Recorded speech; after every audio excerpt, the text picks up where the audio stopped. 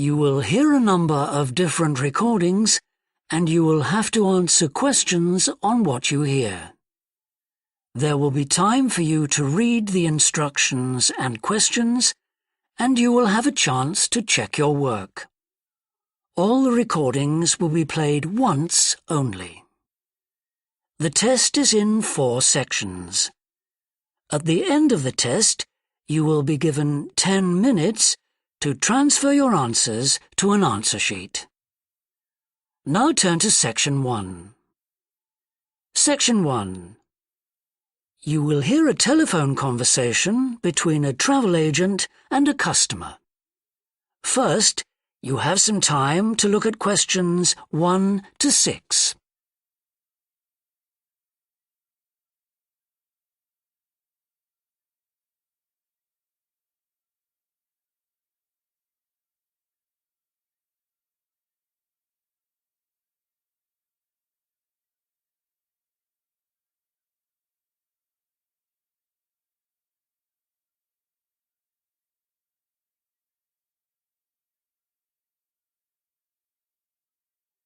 Now we shall begin. You should answer the questions as you listen, because you will not hear the recording a second time. Listen carefully and answer questions 1 to 6. Good morning, World Tours. My name is Jamie. How can I help you? Good morning. I want some information on self-drive tours in the USA. Could you send me a brochure? Of course. Could I have your name, please? Andrea Brown. Thank you.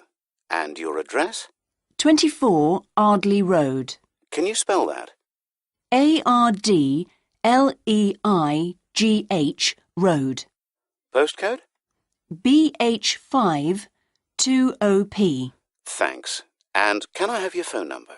Is a mobile all right? Fine. It's 07786 643 091. Thank you. And can I ask you where you heard about World Tours? From a friend, or did you see an advert somewhere? No, I read about you in the newspaper. OK, I'll get the brochures in the post to you, but can I give you some information over the phone? What kinds of things do you want to do on your holiday? I'm interested in going to California with my family. I've got 2 children, and we want to hire a car. OK. We have a couple of self-drive tours there, visiting different places of interest in California. The first one begins in Los Angeles, and there's plenty of time to visit some of the theme parks there. That's something on my children's list, so I'd want to include that. Good. Then you drive to San Francisco. From San Francisco, you can drive to Yosemite Park, where you spend a couple of nights. You can choose to stay in a lodge or on the campsite. I don't like the idea of staying in a tent. It'd be too hot. Right. And the tour ends in Las Vegas. OK. The other trip we can arrange is slightly different. It starts in San Francisco, then you drive south to Cambria. Someone told me there's a really nice castle near Cambria. Will we go near that? Hearst Castle is on that road, so you could stop there. Good. I'd like to do that. Does this trip also go into the desert? No, it continues to Santa Monica, where most people like to stop and do some shopping. We have enough of that at home, so that doesn't interest us. OK. Well, you could go straight on to San Diego. That's good for beaches, isn't it? That's right. That's a good place to relax, and your children might like to visit the zoo before flying home. I don't think so. We want some time for sunbathing and swimming. Before you hear the rest of the conversation, you have some time to look at questions 7 to 10.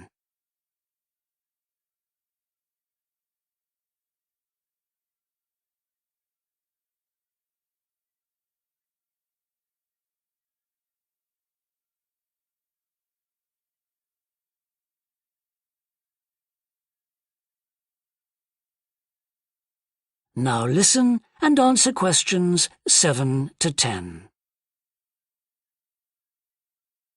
So, how many days are the trips, and how much do they cost? The first one I told you about is a self-drive tour through California, which lasts 12 days and covers 2,020 kilometres. The shortest journey is 206 kilometres and the longest is 632 kilometres. The cost is £525 per person. That includes accommodation, car rental and a flight, but no meals. OK. And the other trip? That lasts 9 days, but you spend only 3 days on the road. You cover about 980 kilometres altogether. So is that cheaper then? Yes, it's almost £100 cheaper.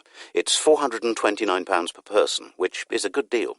So that covers accommodation and car hire. What about flights? They aren't included, but these hotels offer dinner in the price. OK. Well, thank you very much. I'll be in touch when I've had a chance to look at the brochure. I'm pleased to help. Goodbye. Goodbye. That is the end of section 1. You now have half a minute to check your answers.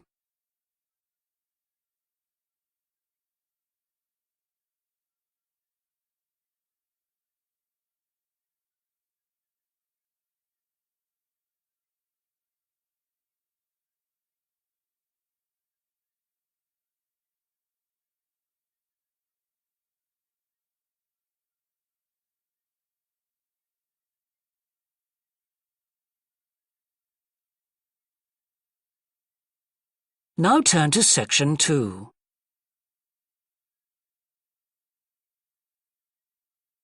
Section 2. You will hear a fitness manager of a leisure club talking to some new members. First, you have some time to look at questions 11 and 12.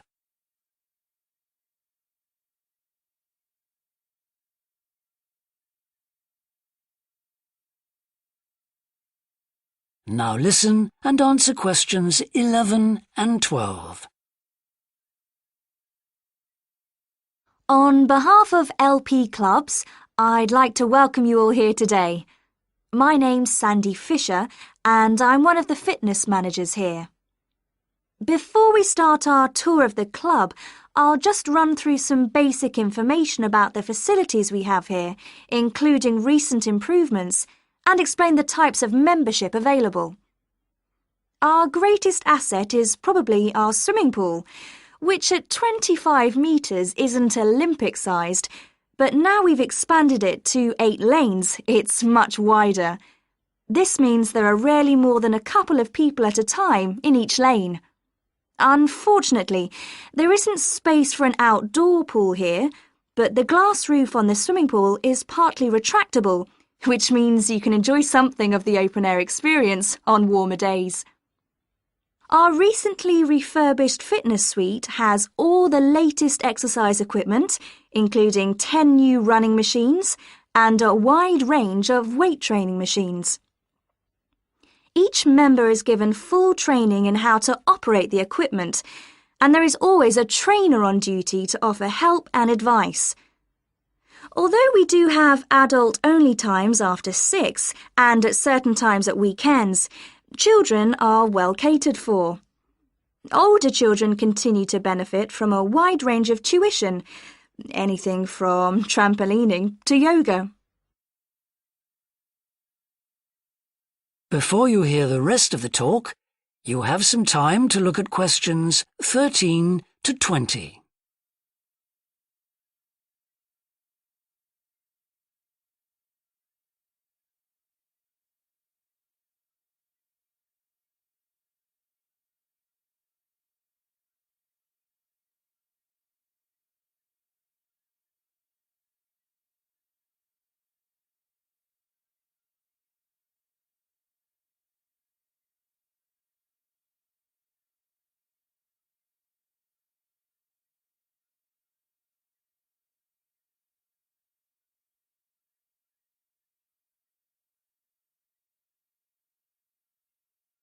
Now listen and answer questions 13 to 20. One thing all our members appreciate about us is that we take very good care of them. This starts on day 1 with your personal assessment. You are asked to fill in a questionnaire giving details of any health problems. One of our personal trainers will then go through this with you. The trainer will then take you through the safety rules for using the equipment in the fitness suite. During your next exercise session, a personal trainer will work with you to make sure you understand these. It's very important to do this because we really do want to avoid having any sports injuries. There's a lot more to looking after yourself than simply lifting weights. At the end of the personal assessment, the trainer will draw up a plan outlining what you should try to achieve within a 6-week period. This will then be reviewed at the end of the 6 weeks. Now, I'll just quickly run through the types of membership we have available.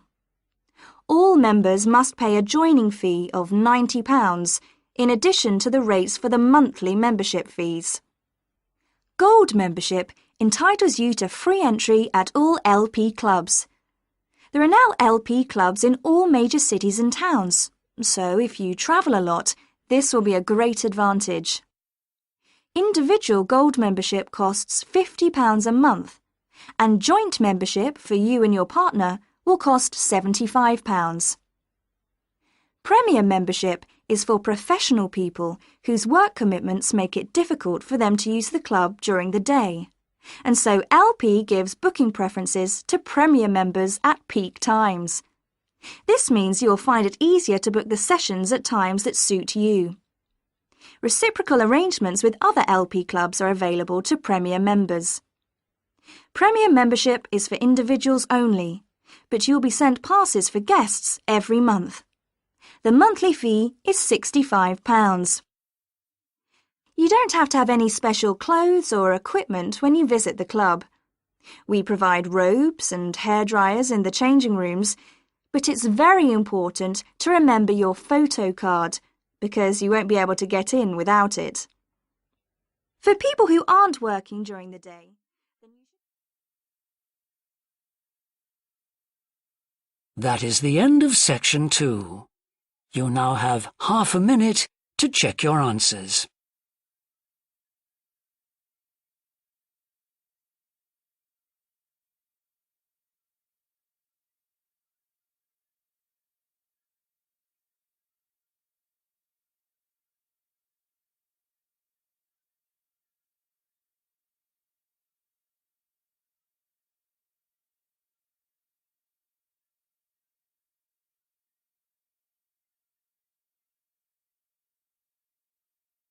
Now turn to section 3.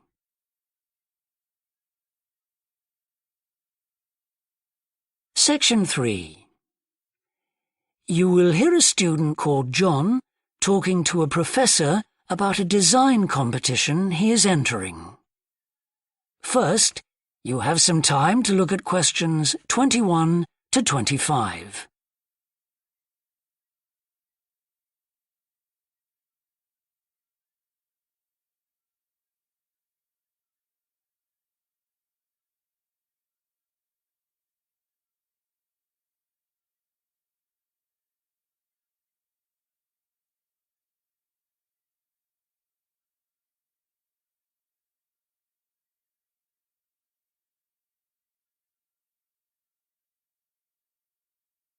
Now listen carefully and answer questions 21 to 25. Hello, Professor. I'm John Wishart. I'm working on my entry for the Global Design Competition. My tutor said you might be able to help me with it. Ah, yes, I got a copy of your drawings. Come in and tell me about it. What sort of competition is it? Well, it's an international design competition, and we have to come up with a new design for a typical domestic kitchen appliance. I see. And are there any special conditions? Does it have to save energy, for example? Actually, that was the focus in last year's competition. This year's different. We have to adopt an innovative approach to existing technology, using it in a way that hasn't been thought of before. I see. That sounds tricky. And what kitchen appliance have you chosen? Well, I decided to choose the dishwasher. Interesting. What made you choose that? Well, they're an everyday kitchen appliance in most Australian houses, but they're all pretty boring and almost identical to each other. I think some people will be prepared to pay a little extra for something that looks different. It's a nice idea. I see you've called your design the rock pool. Why is that? Basically because it looks like the rock pools you find on a beach. The top is made of glass so that you can look down into it. And there's a stone at the bottom. Is that just for decoration? Actually, it does have a function. Instead of pushing a button, you turn the stone. So it's really just a novel way of starting the dishwasher. That's right. It's a really nice design, but what makes it innovative? Well, I decided to make a dishwasher that uses carbon dioxide. In place of water and detergent? How will you manage that? The idea is to pressurise the carbon dioxide so that it becomes a liquid. The fluid is then released into the dishwasher where it cleans the dishes all by itself. Sounds like a brilliant idea. Your system will totally do away with the need for strong detergents. So what happens once the dishes are clean? Well, to allow them to dry, the liquid carbon dioxide and the waste materials all go to an area called the holding chamber. That's where the liquid is depressurised and so it reverts to a gas. Then the oil and grease are separated out and sent to the waste system. It sounds like you've thought it all out very thoroughly. So what happens to the carbon dioxide once the process is complete? Not wasted, I hope. Actually, that's where the real savings are made. The carbon dioxide is sent back to the cylinder and can be used again and again. What a terrific idea. Do you think it will ever be built? Probably not, but that's okay. Well, I'm sure a lot of positive things will come out of your design. Before you hear the rest of the discussion, you have some time to look at questions 26 to 30.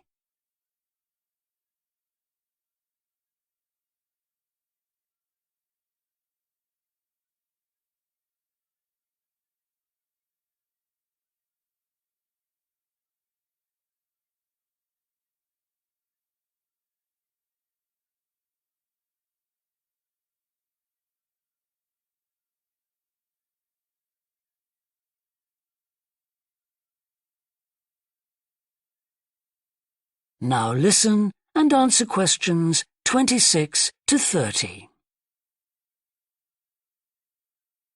Now, you seem to have thought about everything, so what exactly did you need me to help you with? Well, my design has made it to the final stage of the competition, and in a few months' time I have to give a presentation, and that's the part I was hoping you could help me with. Right, well, that should be easy enough. What have you managed to do so far? Well, I've got detailed drawings to show how it will work, and I've also written a 500-word paper on it. I see. Well, if you want to stand a good chance of winning, you really need a model of the machine. Yes, I thought I might, but I'm having a few problems. What's the main difficulty so far? Let me guess. Is it the materials? Yes. I want it to look professional, but everything that's top quality is also very expensive. Look, projects like this are very important to us. They really help lift our profile. So why don't you talk to the university about a grant? Oh. I can help you fill out the application forms if you like. Oh, that would be great. You'd better show me this paper you've written as well. For a global competition such as this, you need to make sure the technical details you've given are accurate and thorough. Oh, that would be a great help. Is there anything else I can do? Well, I'm really nervous. That is the end of section 3. You now have half a minute to check your answers.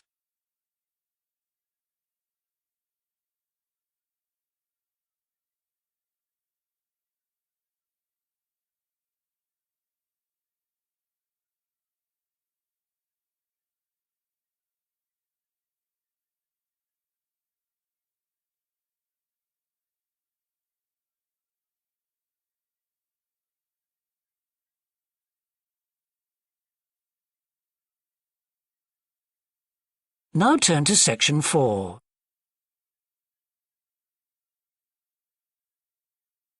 Section 4. You will hear a university lecture about an endangered bear in British Columbia, Canada, known as the spirit bear.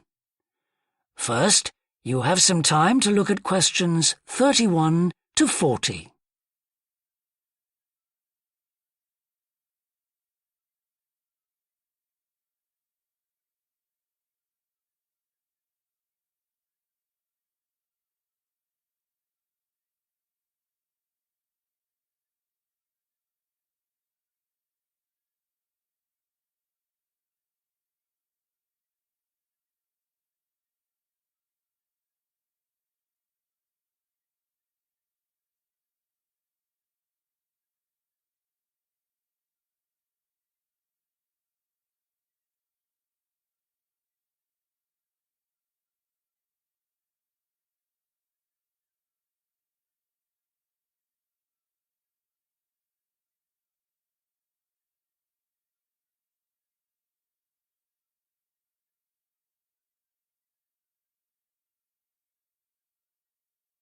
Now listen carefully and answer questions 31 to 40.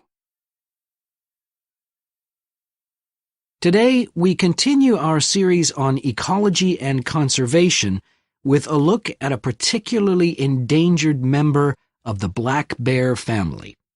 1 in 10 black bears is actually born with a white coat, which is the result of a special gene that surfaces in a few.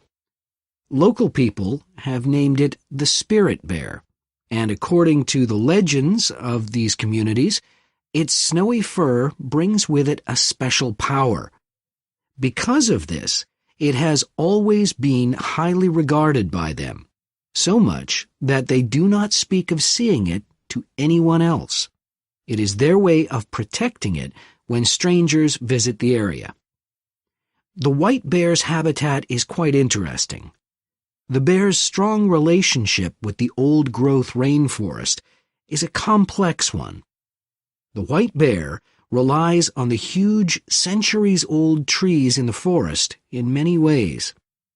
For example, the old-growth trees have extremely long roots that help prevent erosion of the soil along the banks of the many fish streams. Keeping these banks intact is important because these streams are home to salmon, which are the bear's main food source. In return, the bear's feeding habits nurture the forest. As the bears eat the salmon, they discard the skin and bones in great amounts on the forest floor, which provide vital nutrients. These produce lush vegetation that sustains thousands of other types of life forms, from birds to insects and more.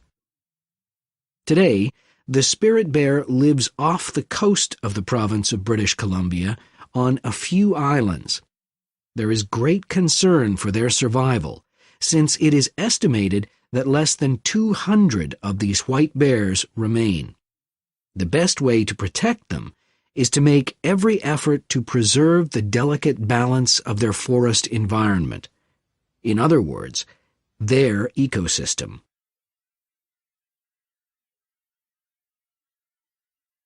The greatest threat to the bear's existence is the loss of its habitat.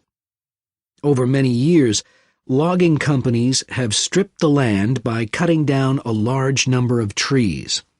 In addition, they have built roads which have fractured the areas where the bear usually feeds, and many hibernation sites have also been lost. The logging of the trees along the streams has damaged the places where the bears fish. To make matters worse, the number of salmon in those streams is declining because there is no legal limit on fishing at the moment. All these influences have a negative impact on the spirit bear's very existence, which is made all the more fragile by the fact that reproduction among these bears has always been disappointingly low.